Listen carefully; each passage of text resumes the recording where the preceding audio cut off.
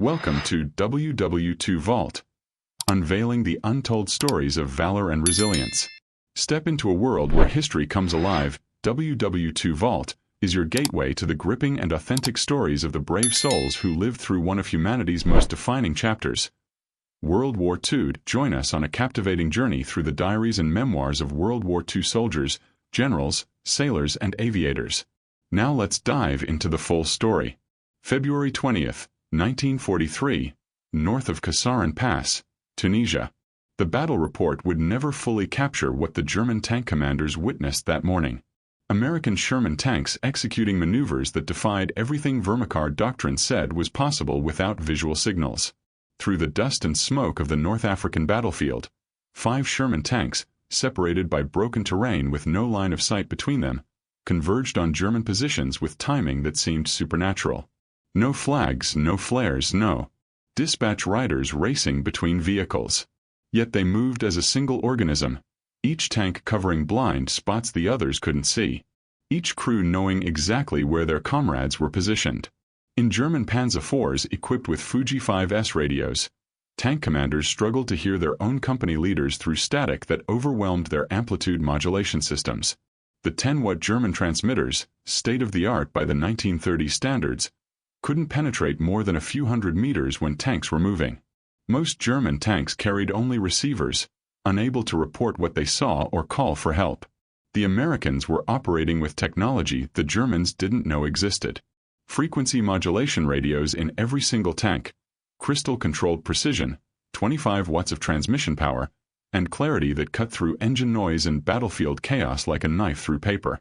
8,000 M from Detroit's assembly lines, the most decisive technological advantage of World War II was revealing itself. Not in armor thickness or gun caliber, but in the invisible electromagnetic waves that connected every American tank crew in ways the Vermicard never imagined possible. The transformation began on July 22, 1941, when the United States Army standardized the Signal Corps radio sets SCR 508, SCR 528, and SCR 538 for all medium tanks. While German forces were advancing through the Soviet Union using tactics that depended on radio communication between command vehicles, American engineers at the Galvin Manufacturing Company, later known as Motorola, were perfecting frequency modulation technology that would render German systems obsolete. The engineering team included Daniel E. Noble, who conceived the application of FM technology in military vehicles, and Henryk Magnoski, the principal RF engineer, who solved the technical challenges of installing sophisticated electronics in the harsh environment of a tank. Their creation weighed 181 pounds and transformed every Sherman tank into a node in the world's first battlefield network. The BC-604 transmitter generated 25 watts of power, 2.5 times the German FUG-5's output. Operating in the 20.0 to 27.9 MHz frequency range, it provided 10 preset channels with crystal-controlled stability. The dual BC-603 receivers in the STR-508 allowed commanders to monitor multiple frequencies simultaneously, a capability that would prove decisive in combat. The real revolution lay in frequency modulation itself. Edwin Armstrong's FM technology, licensed to the military, eliminated the static and interference that plagued amplitude modulation systems. While German tank radios picked up every electrical discharge as noise, American FM radios delivered clear voice communication even during artillery barges.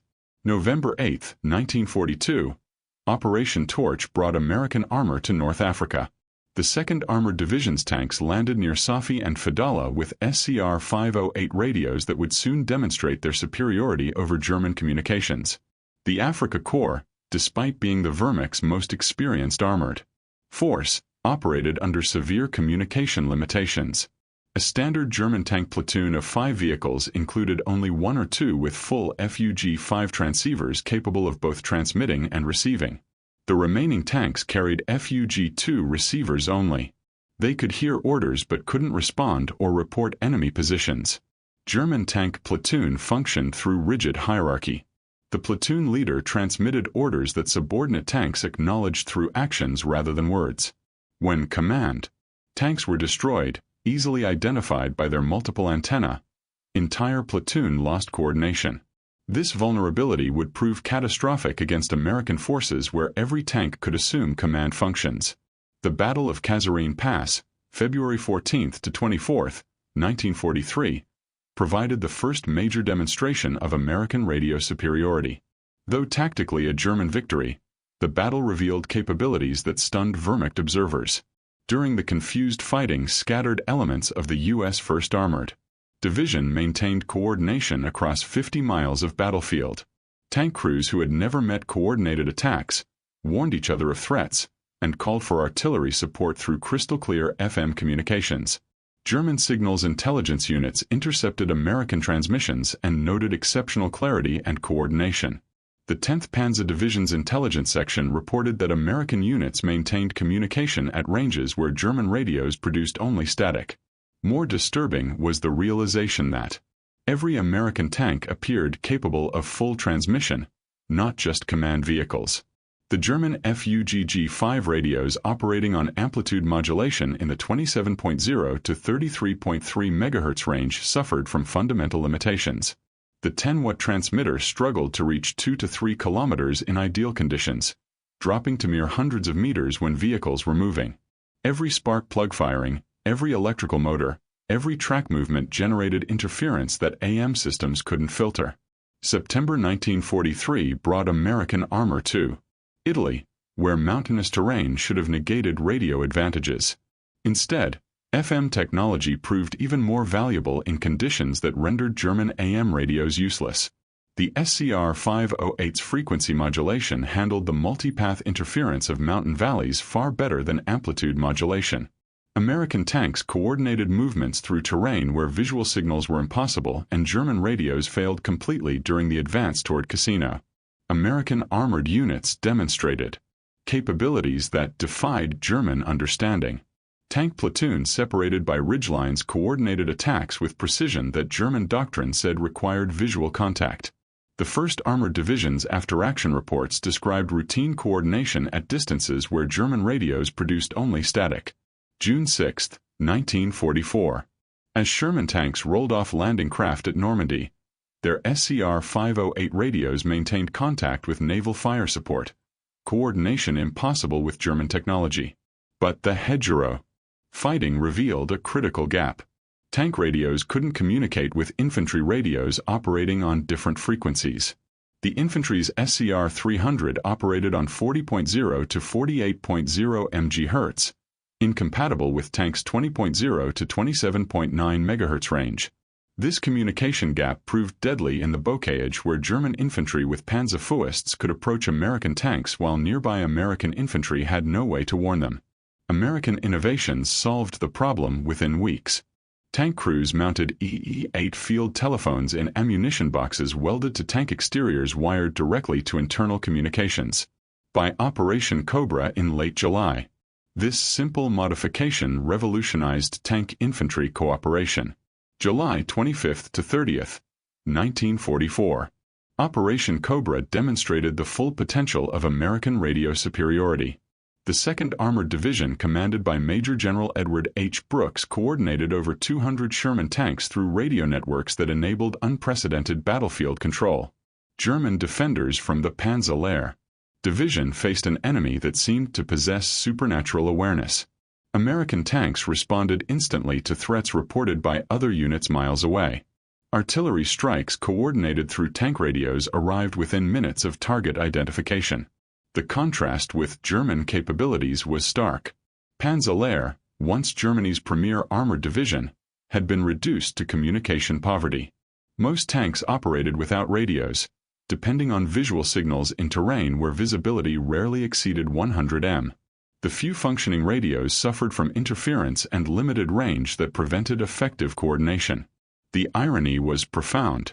Germany had pioneered radio use in armored warfare. Heinz Guderian, the architect of Blitzkrieg, had insisted on radio equipment in tanks since the 1920s. His book Achtung Panzer, published in 1937, emphasized communication as essential to armored operations. Guderian had developed radio communication systems that enabled tank officers to coordinate attacks. He understood that rapid armor advances required reliable communication.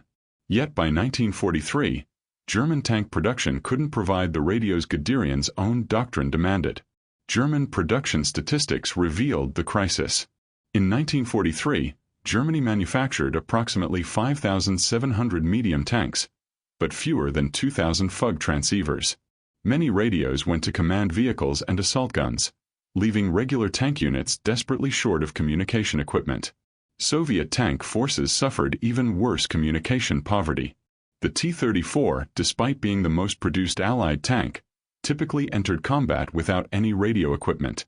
Soviet doctrine relied on flag signals and pre-battle planning with catastrophic results against German forces in 1941. By 1943, Lend-Lease provided some relief.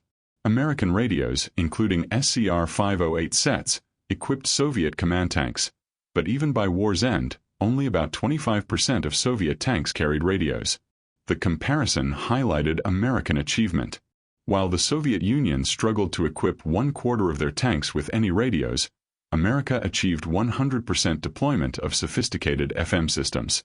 Motorola's Chicago factory represented American industrial mobilization at its peak. Before the war, the company manufactured car radios. Converting to military production required complete retooling and solving unprecedented technical challenges. Each SCR-508 required 2,748 individual components manufactured to exacting standards.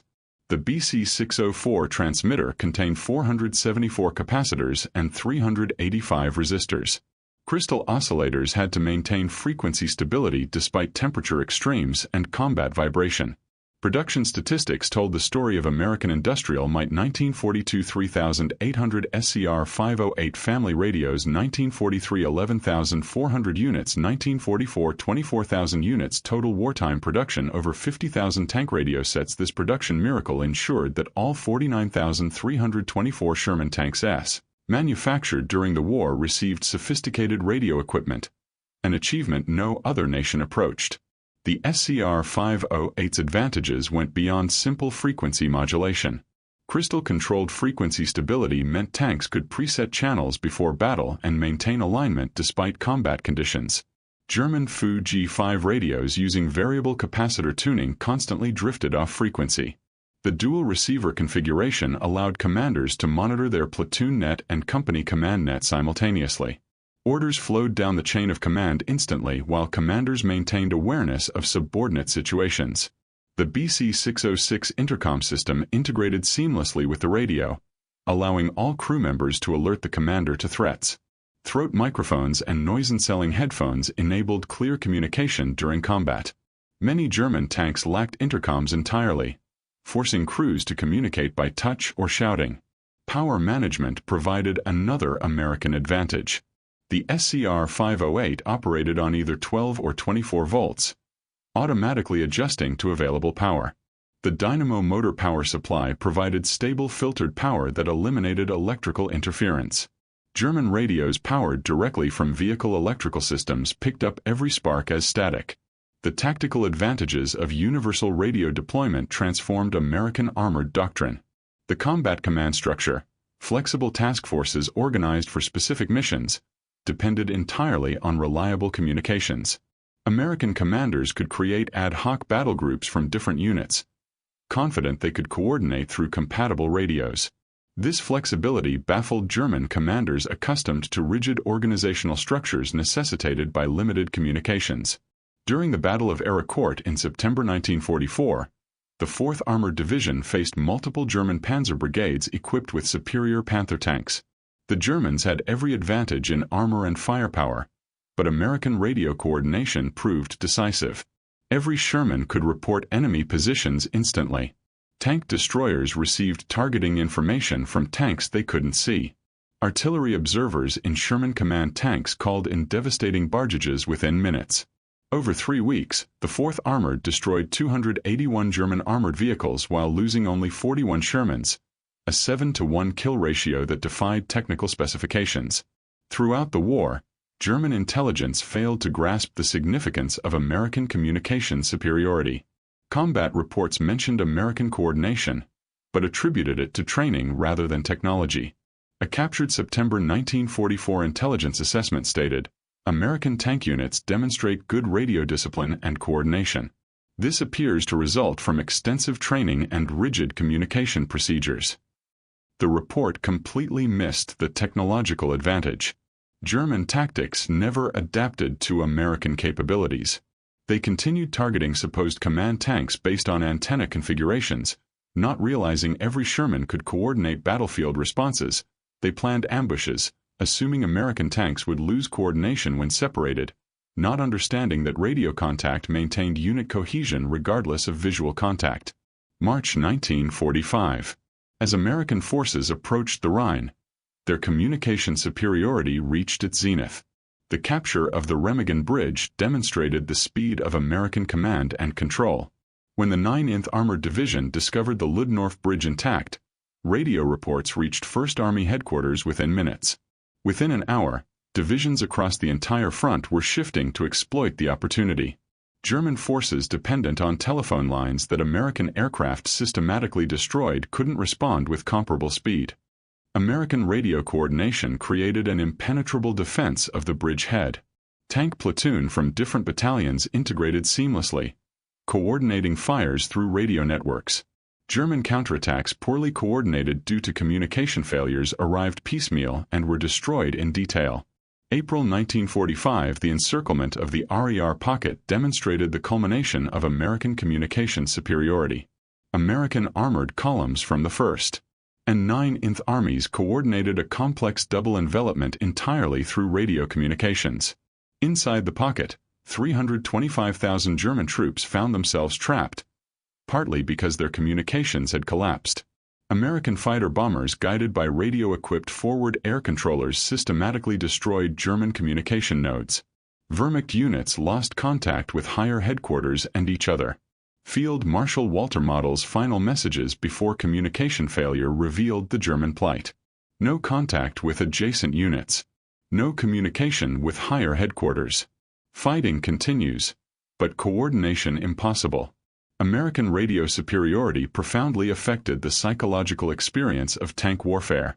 American crews fought with the knowledge they were never alone. Even when physically isolated, they remained connected through radio waves. German tank crews experienced the opposite: profound isolation. Unable to communicate, they fought individual battles within larger engagements.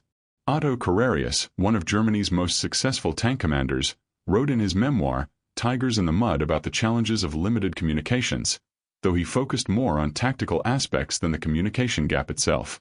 The strategic implications extended beyond individual battles. American advances in 1944-45 maintained tempo partly through radio coordination that German forces couldn't match. The Third Army's race across France depended on radio networks that maintained control across hundreds of miles. German commanders consistently underestimated American capabilities because they couldn't conceive of the communication superiority Americans possessed. Heinz Guderian, in his role as Inspector General of Armored Troops, recognized the problem but couldn't solve it. In a December 1944 memorandum, he acknowledged that American coordination negated German advantages in tank quality. After Germany's surrender, American technical intelligence teams evaluated German equipment. Their findings confirmed what combat experience suggested. German tanks often possessed superior armor and armament but catastrophically inferior communications. U.S. Army Technical Intelligence Report No. 176 concluded German tank communications equipment was approximately 5 years behind American systems.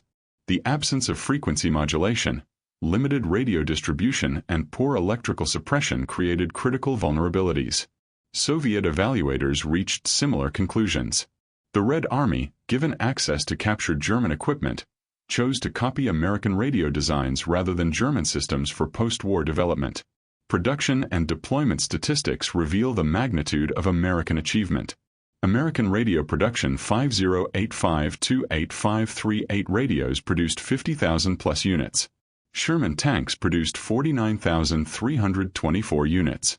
Radio deployment rate 100%. Transmission power 25 W.